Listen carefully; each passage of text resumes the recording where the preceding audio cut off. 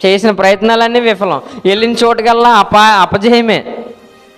ఎక్కడ ఎంత డబ్బు పెట్టినా ఆ డబ్బు అంతా నాశనం అయిపోతుంది తప్ప, డబ్బు అంతా నష్టపోతున్నాం తప్ప అనుకున్న పని అనుకున్నట్టుగా జరుగుతుందా అంటే జరగట్లేదు. కారణం ఏంటంటే ఇదిగో నువ్వు దేవుణ్ణి ఆశ్రయించట్లేదు కాబట్టి నీ జీవితంలో జరగదు.